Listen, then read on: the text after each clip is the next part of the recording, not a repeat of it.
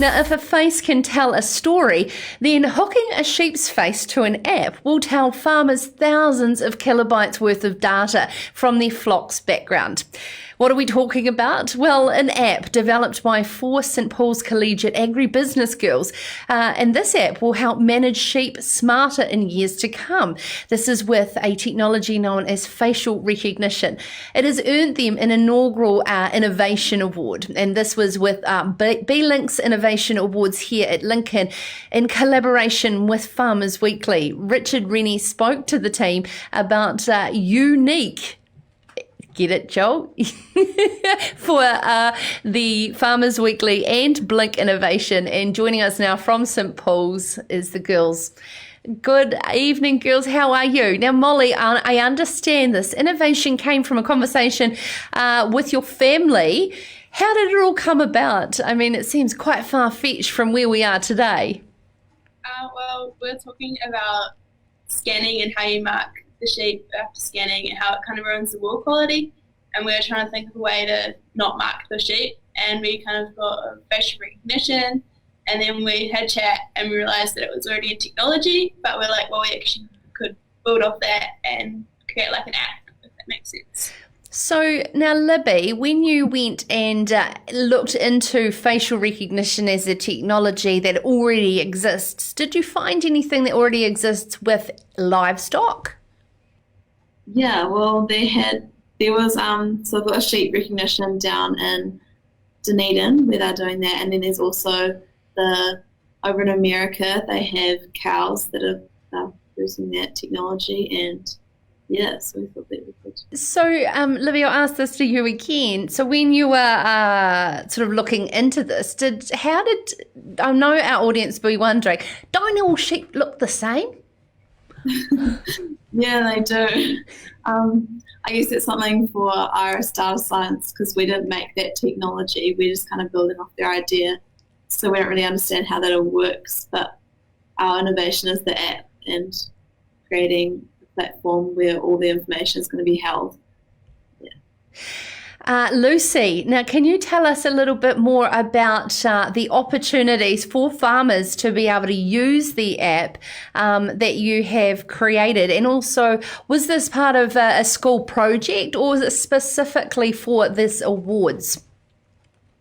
It was for a school project, our internal, and luckily it carried on to the Young Innovators competition. And so it's really easy for farmers to, now it's on one platform, so there's no tags involved, and it saves all the paperwork that you have to do. It just goes up to the cloud and then onto the app.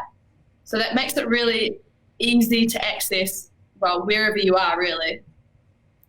Alice, what is it like being involved in sort of an innovation type project for you at school that is, in the agri-tech space? I know St Paul's is very heavily involved in agribusiness and agriculture.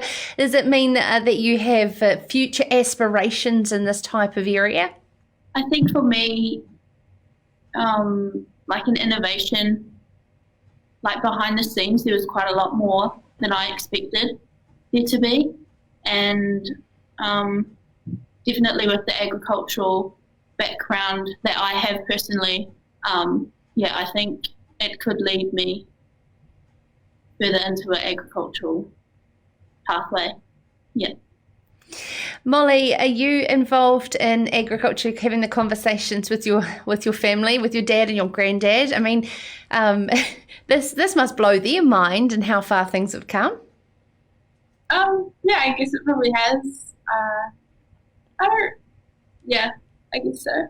Yeah, are you from an ag background?